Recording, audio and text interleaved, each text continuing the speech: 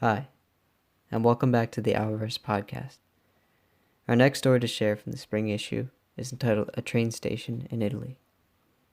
I was contemplating the idea of suffering through this story, what it meant to suffer, what it meant to persevere, and how to distinguish when we create our own unnecessary suffering and leave it behind, or when we are supposed to head straight for it and face it.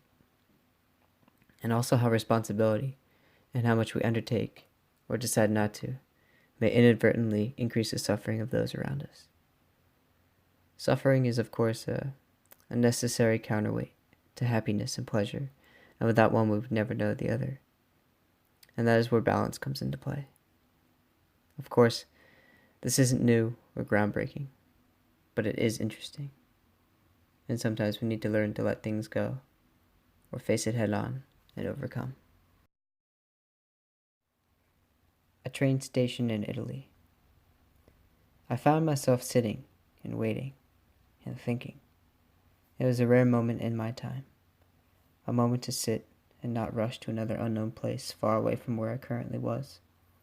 Though that was simultaneously happening anyway, because I was sitting at a train station somewhere in northern Italy, waiting for my connecting train to pull in and charge me away to another chartless place in Austria. "Would you like something to drink?" she asked. "No, thank you. I'll just stick with water," I replied. I had secured a seat outside of some small cafe attached to the stop. It was busy with tourists peering through cell phone screens, checking to see if they looked good in their pictures and which filter would potentially make them better. The staff were locals, blinded to the beautiful landscapes painted onto the horizon, waiting for their shifts to end in order to continue their evening rituals. Past the tracks, the mountains gleamed under a purple sky, dotted with lazy clouds unwilling to move in the heat of the day. I could feel the cold water run down my throat and settle into the emptiness of my stomach. I was hungry, but unwilling to eat until I was on the train. It was a game I liked to play sometimes. I enjoyed depriving myself of certain comforts and quick satiation just to see how it felt to not immediately rush for gratification the moment I felt uncomfortable. It can be difficult to escape that word, comfortable. It follows me everywhere I go, in hotels, on buses, and airplanes, on trains.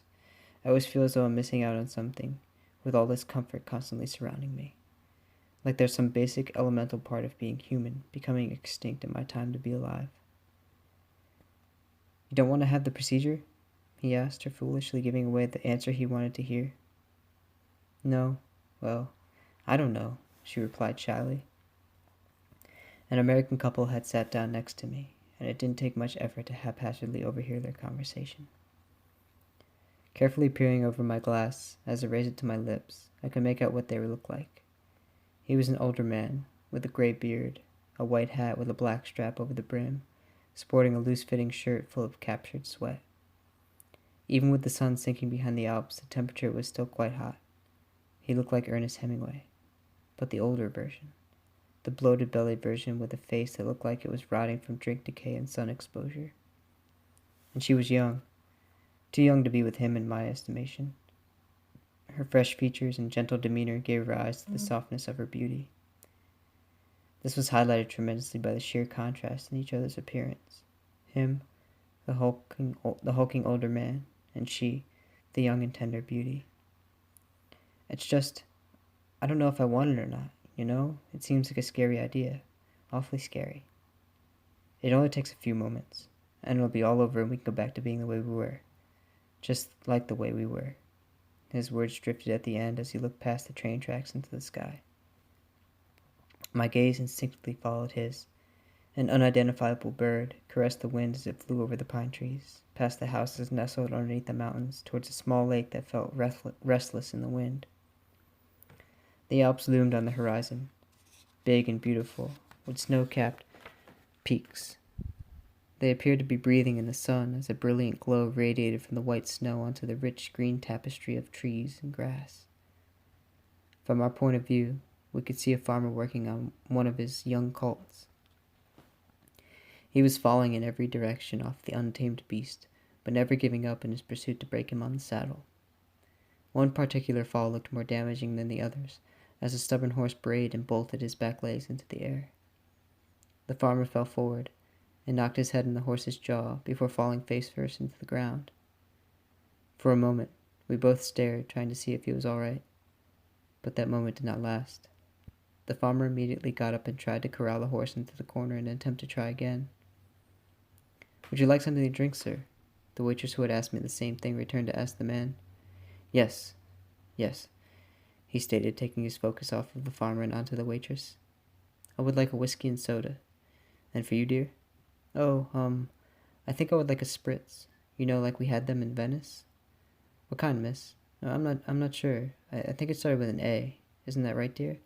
"Oh, yes. It's called an April spritz. At least I think that's how we pronounce it. Very popular in Venice. Is there a way we can have one here?" "Yes, sir. I'll see what we can do." "Thank you," he said. "She's a nice young lady, wouldn't you agree?" Oh, yes. Very nice." Silence fell over the three of us, and I began to drift into the expanse of thought once again. On the first leg of my journey, I had begun to read Dostoevsky's Notes from Underground, and had just reached the part that contained the famous quote about cakes.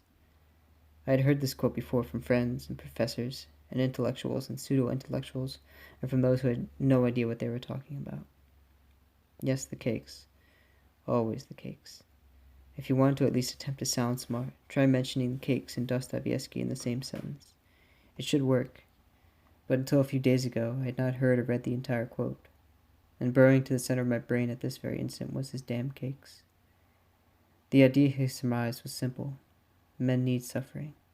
They need strife, and uncertainty and struggle.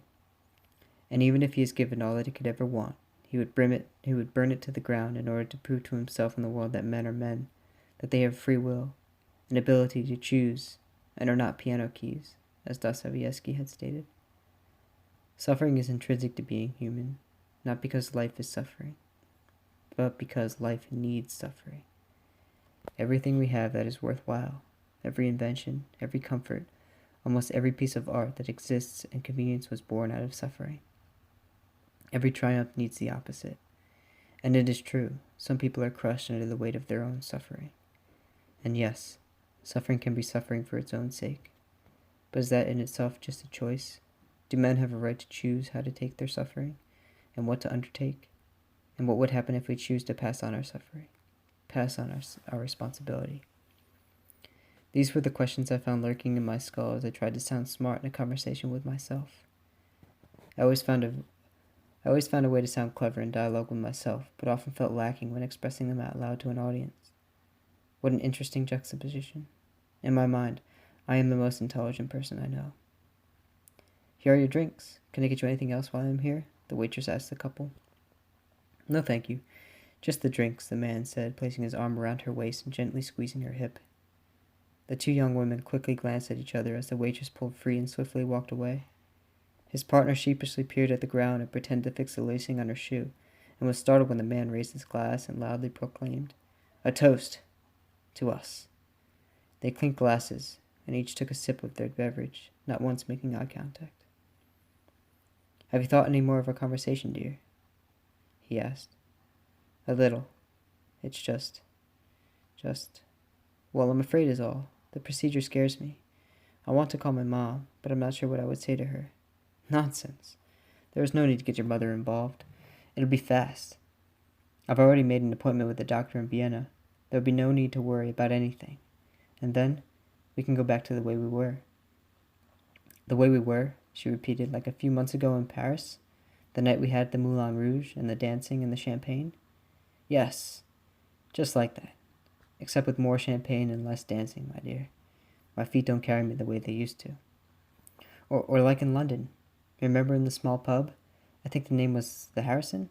Yes, the Harrison, where we talked to the owner with the furry beard. He was a silly man, though I very much enjoyed the music he played there. "Yes, just like London, except with more Guinness and less Nirvana." He laughed heartily at his own joke. "I would very much like that, to be there again, in those places, at that time. Do you really think it will go back to the way it was?" "I know it will, my dear. I know it will." "Oh, I would very much like that," she repeated from a familiar script floating in the ether of a simpler past. "It's settled then. The appointment is for tomorrow afternoon. Once we get into Vienna, I'll find the place, and then we can have a night on the town. Do you think I'll be feeling all right by then?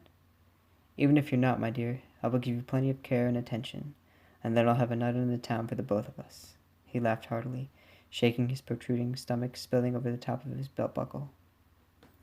Their conversation melted into nostalgic remembrances of times past and drinks consumed, parties attended, and money spent on fancy clothing.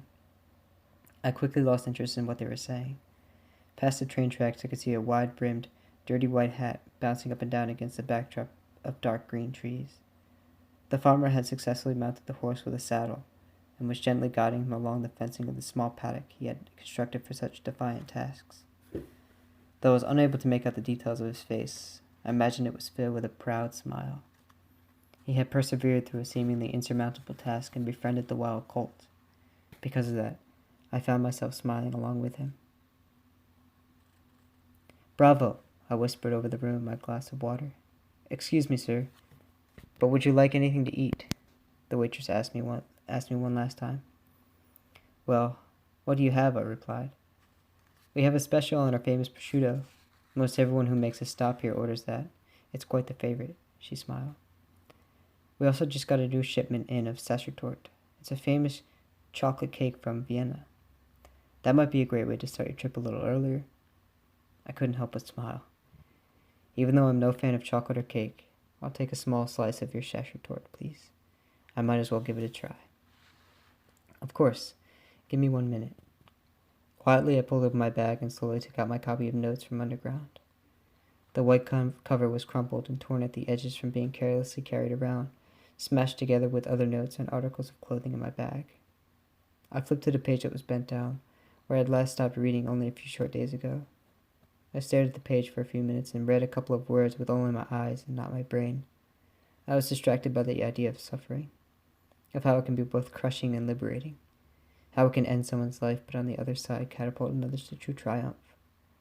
I wanted to know what distinguishes a person from being one or the other, and to peer at my life in a way that allowed me to see which one I was.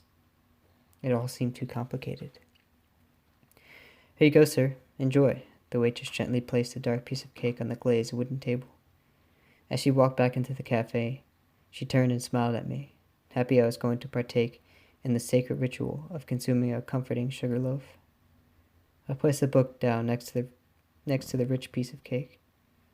Picking up my fork, I turned it sideways and slowly sliced a piece small enough to fit into my mouth. Ruthlessly stabbing it with the pointed end of the fork, I placed it onto my tongue and felt the explosion of ecstasy engulf my body. And it hit me. I was enjoying a world-famous cake at a train stop in northern Italy, watching the sunset behind the beautiful Alps on my way to a new, exciting foreign city. This was magic. And to think, a few minutes ago I was foolishly depriving myself of certain things, certain experiences to increase my own suffering. I was imposing suffering on myself out of some self-righteous attitude of holier-than-thou intellectualism. And maybe he was wrong about the cakes. Maybe what we need to look out for is the paved, smooth road of the easy way out. Suffering is essential, yes. But is self-imposed suffering? Is missing out on experiences a necessary suffering to undertake? Or is that just masochism? I smiled at my thin interpretation of taking everything he was saying as literal. Of course he wasn't literally talking about cake. He was talking about the grand experience of being human, about how we need to undertake our paramount responsibility of our own individual lives, about how we need to understand that life will involve strife because if it doesn't, then men will create their own, just as I did. A secret, it seems, is no secret at all. As in all things in life, it is the grasping of balance. And then I laughed. I laughed at the sheer insanity of how good this piece of dark chocolate cake was. As I devoured the last portion, I turned and looked for the waitress in hopes of being able to pay for this experience before my train arrived. I saw her, inside, next to the counter with the old American man standing closely with his arm once again around her waist. She was trying to create space between herself and him, and it gave me an awkward shiver down my spine. Deftly moving aside, she handed him his change and turned towards the door. Opening it, she exclaimed, "How was the cake?" "Amazing," I replied with a wide smile. Just as she placed my check on the table, the train to Vienna came to a thunderous stop in front of the cafe. "On to Vienna!" the old man exclaimed, waving his hands above his head. His partner pulled herself from her chair and threw her bag across her back. She looked tired and worried, and older than what I remembered just a short time ago. He proudly hopped into the stairs of the dining car, asking absurdly loud where the bar was on this locomotive. "I don't very much like that man," the waitress said to me as I handed her money. I tilted my eyebrows up and slowly nodded my head. She thanked me for the generous tip and gazed off towards the pastel colors of the sky. I could hear her exhale and gently whisper, "What a marvel."